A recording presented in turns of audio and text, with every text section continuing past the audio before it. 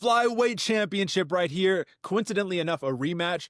We've been talking about it for a while, man. Alexandre Pantoja is pulling a Mighty Mouse to a degree. Let's take a step back because that's a kind of a crazy thing to say, but he's cleaning out the division, right? There's not a lot of new opportunity, new contenders for him to fight, and we are pulling out a guy who he has not fought yet, but technically he actually already has, because this was in the Ultimate Fighter 24 almost 10 years ago.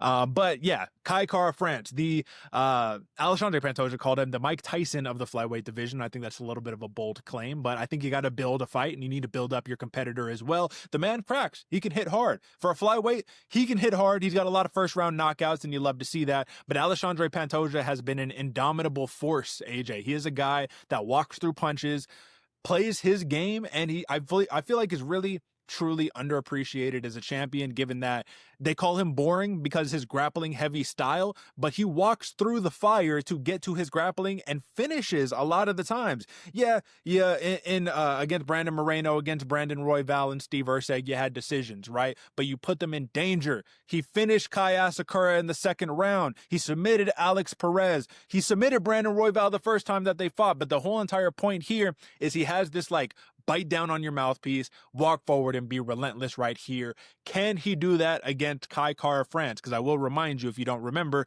their original fight on Tough 24, it was only a 2-round fight because it was the Ultimate Fighter, but it did go to a decision. What do you think? I think is going to be one of the harder opponents for him to walk through, because you want to talk about a guy who has a bite down in your mouthpiece, step your foot in the circle and get to it. That's Kai Kara-France, man. It's funny that you said hits hard, Derek, because that's literally the first note I have for Kai Kara-France. Second note is relentless pressure after he hits you hard. You show an ounce of weakness to Kai Kara-France, he is all over you all day long, looking to get that finish going. And somebody who's throwing fire, this is going to be an absolute one. If Pantoja is able to walk through the fire, man, he's going through some absolute heat right here, because Kai Kara-France is not one to be trifled with. Now, who has Kai Kara-France beat, that has really impressed you? Because he did take a pretty big layoff, some concussion issues, I do believe, after that split decision loss to Amir Albazi. He knocked out Steve Erceg, and that was the thing that put him on the map, because Steve Erceg, even though he was kind of rushed up the ladder a little bit, if you will, with some impressive performances, that knockout alone pretty much catapulted him into being able to get a title shot, which if you actually like look back on it and you look at the trajectory, I think that he's been denied his opportunity many times. So this was kind of like you've had it coming type situation. But 2 losses back to back, one where you got finished against Brandon Moreno, and then, you know, you lost to Amir Albazi, and then 1 knockout getting you back into title contention. I think it might be a little bit of what have you done for me lately instead of full body of work. What win has really impressed you from Kai Kara-France?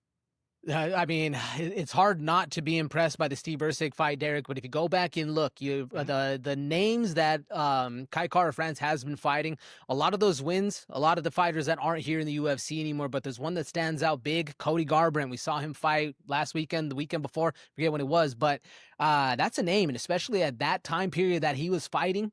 First round knockout on Cody Garbrandt, that is a hell of a name to get going. And I do think because Kai Kara-France is a company man, those losses don't really affect him as much as it does other people, but that's one that stands out to me. Yeah, unfortunately, that win over Cody Garbrandt has aged very poorly based on Cody Garbrandt's recent run, right? A lot of knockout finishes. It looks like the drop-off after the Cruz fight just kind of went downhill pretty quick. But I will say he has a win over Tyson Nam, no longer in the UFC. Rogerio Bontorin, no longer in the UFC. Askar Askarov, no longer in the UFC. And then losses to Brandon Moreno, Brandon Royval, Brandon Moreno again, and then Amir Albazi, which are pretty much all people that Alexandre Pantoja has already defeated, except for Amir Albazi. He hasn't gotten his opportunity. So enter the odds. -230 is the favorite for Pantoja, +195 comeback for Don't Bleak, Kai Kara-France. And the question when it comes down to game plan right here, I think that Kai Kara-France needs to not respect Pantoja, and it's hard when you fought this man before. But the one thing that I've noticed about Kai Kara-France's game, and I want your opinion on this, is once he gets taken down and controlled for a little bit, and he knows that that's a possibility, his output drops tremendously, right? It's almost like that thought of like, if I open up too much, I'm going to end up right back there, and I don't want to end up there. I don't want to get choked. It's the guy who has really good takedown defense and submission defense, but again, you can't win a fight if you're not throwing. You can't knock the dude out if you're not throwing. How do you see it? And if you're throwing too much, that's when you get taken down. So yeah, so that Kai Kara France is in the striker's paradox, because the only way you're gonna win this fight is by putting some output out there. And what happens when you put output against a guy who's just walking through it, that indomitable spirit you have, that power you can crack with, starts to get a little bit questionable. Then you start to play the technique game. Then you really start to lose who you are as a fighter. So I agree with you. If Kai Kara France is able to not worry about what Pantoja is going to do, he can have really good success. But yeah, if one takedown happens, one control happens, we have seen Kai Kara France output drop dramatically. He can't do that in a title fight going forward, man, because this is 5 rounds, and if you're just getting dominated all 5 rounds, it's not going to be a good look. But if he's able to have, I put it as frantic. Right, frantic pressure, or like not necessarily pressure so much, but just if he's able to disregard what's happening on the other side of the line and just go at what he needs to do frantically, chaotically, with not necessarily reckless abandonment, but full go, I think Kai Kara France has a good option to be able to win these fights. He definitely has the opportunity, and when I pull up some of the numbers right here, you're going to see, man, 12 knockouts for Kai Kara France. It looks awesome. If you look at just on paper right here, Pantoja, yeah, you got seven fight win streak right here. We already talked about a little bit of the record recap on here. But the thing that's the most important is if you just look at totals right here, fantastic defense across the board. Accuracy isn't incredible. That's kind of one of the problems right here. And when it comes down to a frame type thing and statistics, just numbers right here, AJ, let's not forget, 35 years old is Alexandre Pantoja. So you do have to question. This is one of my biggest questions, is how long can he keep this up? At the lower weight classes, 33 and up, I believe, is already like a recipe for disaster right here. So 35. At one point, the drop off is going to happen, and it's going to happen fast, and it's going to happen really drastically right here. But until then, I think that it's going to be a battle, when, especially if it stays on the feet right here. Alexandre Pantoja is going to keep blasting leg kicks like he always does. He's going to be able to walk forward with the reckless abandon. Kai Kara France, similar to the last fight right here, is going to have his moments right here. I see the biggest chance for victory for Kai Kara France is if Alexandre just relies on the chin too much and just gets cracked, and it finally dissipates this time.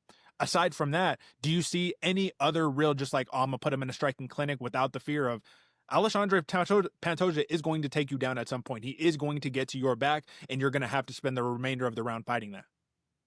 Yeah, no, that is fact, Derek. Absolutely, Pantoja is going to get this fight grounded at some point. It's how Kai Kara France starts the next round going forward. But to be frank with you, I don't think there's any other way that Kai Kara France get this done. Like a striking clinic, Pantoja is an animal that possesses a different kind of problem whenever you're in trying to strike technical with him, because he can do that, but then every shot you throw, he's just eating it. So I do believe if Kai Kara France wants to do this, he needs to put his nickname to an actual work.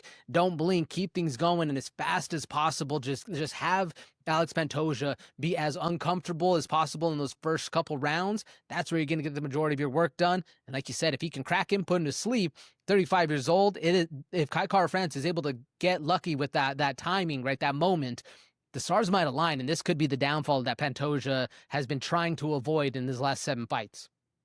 Absolutely. I will say Kai Kara France does have one set of kryptonite right here. It is the submission loss, 3 losses by submission, 3 losses by TKO.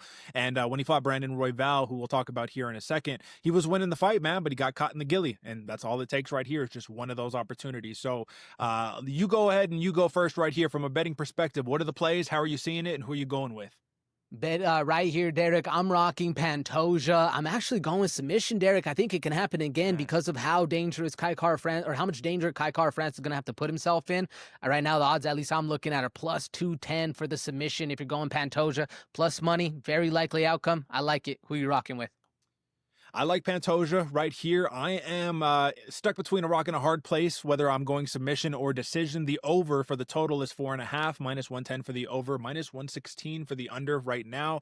And we know one thing that we didn't talk about here, but Kai Kara France does have a little bit of a cardio drop-off in the later rounds. Pantoja might look dog-tired, but he just wills himself through it time and time again. I don't know if the man can get tired. He's kind of machine-esque here. So I'm going to give Kai Kara France the benefit of the doubts in this one, and I'm going to take the over on the totals, 4.5. I'm going to go Pantoja by decision. Another defense to the illustrious flyweight championship that he holds right here, and then I think people are going to hate him even more after it. So we'll see what happens, but that's the fight right there. And still, all right, man, let's move on over to